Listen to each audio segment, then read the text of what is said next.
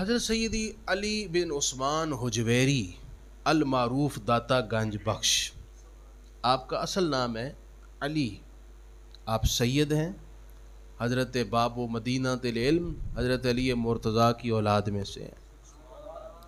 افغانستان کے شہر غزنی کے ایک گاؤں جلاب کے رہنے والے تھے۔ آپ نے ابتدائی تعلیم اپنے گھرانے کے مشائخ سے حاصل کی اور پھر طریقت کی تعلیم کے لیے آپ ارادت مند ہو گئے حضرت شیخ ابو الحسن الختلی کے۔ انہوں نے پھر ان کی خاص تربیت فرمائی۔ طریقت میں شیخ کی بڑی اہمیت ہوتی ہے۔ ایک شخص جو کسی سے گائیڈ لائن لیتا ہے کہ میں اللہ کا دوست کیسے بن سکتا ہوں، جیسے کوئی آپ کا ٹیسٹ ہے، وائوا ہے یا انٹرویو ہے کسی جاب کے لیے، تو آپ کسی دوست سے گائیڈ لائن لیتے ہیں۔ آپ کو نیا بزنس کرنے لگتے ہیں تو کسی دوست سے گائیڈ لائن لیتے ہیں۔ تو یہ جو آپ کا گائیڈ کرنے والا ہے،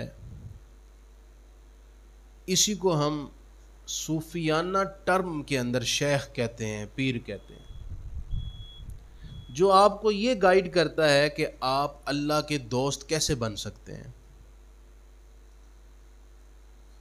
تو آپ نے اپنا گائیڈ منتخب کیا اور شیخ بنایا حضرت شیخ ابو الحسن ختلی کو، اور ان کے ساتھ آپ نے بڑا وقت گزارا، اور انہوں نے حضرت سیدنا علی حجویری کی بڑی تربیت فرمائی۔ آپ فرماتے ہیں، خود داتا صاحب فرماتے ہیں، کشف المحجوب میں ہیں، فرماتے ہیں کہ ایک مرتبہ میں اپنے شیخ کے ساتھ تھا اور انہیں وضو کروا رہا تھا۔ آپ میں سے بہت سارے لوگوں نے گاؤں دیہاتوں میں دیکھا ہوگا، ابھی بھی بعض گاؤں میں بچے بزرگوں کو وضو کرواتے ہیں، اپنے والد صاحب کو لوٹا لے آتے ہیں، پانی ڈالتے ہیں، یا پمپ پر کھڑے ہو کر پمپ چلاتے ہیں اور بزرگ وضو کر لیتے ہیں۔ یہ عام تھا۔ تو سیدنا علی حجویری فرماتے ہیں، میں بھی اپنے شیخ کو وضو کروا رہا تھا تو میرے ذہن میں خیال آیا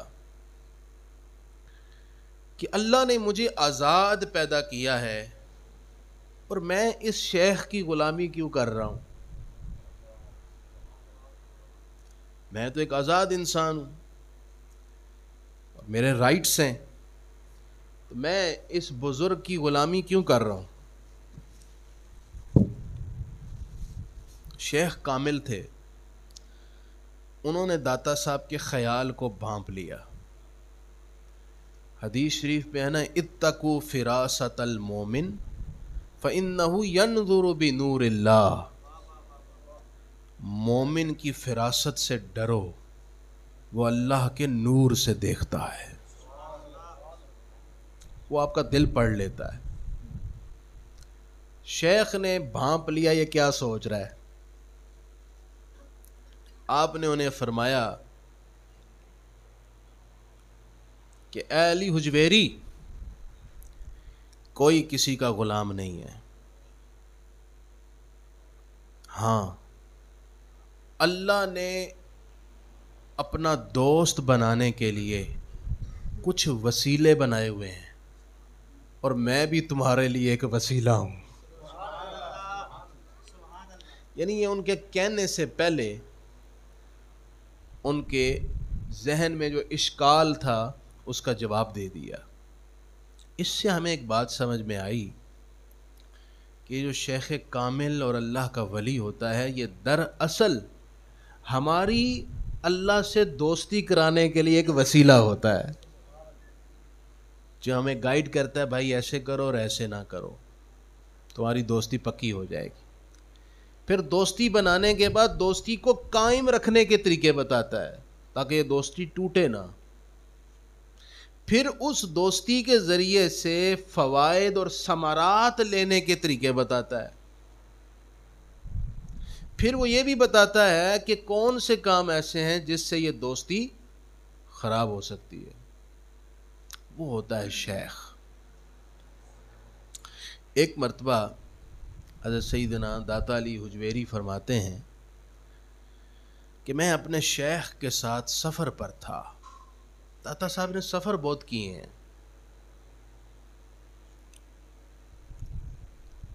راستے میں ایک جگہ کیچڑ تھا، تو کیچڑ میں سے میں اور میرے شیخ دونوں نے گزرنا تھا، گزر گئے۔ لیکن حیرت کی بات یہ تھی کہ جس کیچڑ سے میں گزرا اسی کیچڑ سے شیخ گزرے، لیکن میرے پاؤں، میرے شوز کیچڑ سے بھر گئے اور میرے شیخ کے پاؤں اور شوز پر کیچڑ کا ایک نشان بھی نہیں تھا۔ میں حیران ہو گیا کہ یہ عجیب و غریب بات ہے، یہ کیسے ہو سکتا ہے؟ میرے دل میں یہ سوال تھا، تو شیخ چلتے جا رہے تھے اور میرے دل میں یہ سوال تھا، تو اچانک شیخ رک گئے اور مجھے فرمانے لگے کہ اے علی حجویری، میں نے اپنے باطن کو ایسے بنا لیا جیسا میرا رب چاہتا ہے۔ میں نے اپنے باطن کو اس کے کہنے پر نجاست سے محفوظ رکھا، اس نے میرے ظاہر کو آلودگی سے محفوظ کر دیا ہے۔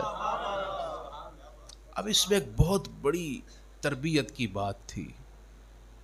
وہ بات یہ تھی، ہمارے اس جسم کے دو حصے ہیں، ایک ہے ظاہر جو آپ اور میں دیکھتے ہیں،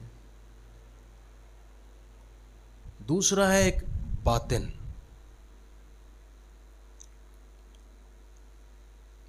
جس کا باطن جتنا زیادہ ستھرا ہوگا اس باطن کی چمک اتنی ہی زیادہ ظاہر پر ہوگی۔ اسی لیے تو حدیث شریف میں ہے کہ تم اپنے باطن پر خوبصورت بناؤ جو رب دیکھتا ہے، تم تو ظاہر کو خوبصورت بناتے ہو جو مخلوق دیکھتی ہے۔ حضور علیہ الصلوۃ والسلام نے بھی اس کی جانب اپنی امت کو توجہ دلانے کی لیے ارشاد فرمائے ہیں۔ تو شیخ نے یہ تربیت دی کہ آپ اپنے باطن کو سنوار لیں، آپ کا ظاہر خود بخود سنور جائے گا۔ عزیزان گرامی، داتا علی حجویری اپنے شیخ کے حکم پر غزنی سے چلے اور لاہور تشریف لے آئے۔ اس زمانے میں لاہور ہندوؤں کا ایک مرکزی علاقہ تھا اور یہاں آپ کو دین اسلام کی شمع روشن کرنے کے لیے شیخ نے مقرر فرما دیا۔ یہاں داتا صاحب نے اپنی تبلیغ، اپنی حکمت، اپنی دانائی اور اپنی باطن کی پاکیزگی کی بدولت لوگوں کی تربیت شروع کی، اور دیکھتے ہی دیکھتے ہزاروں لوگ دامن اسلام میں آئے۔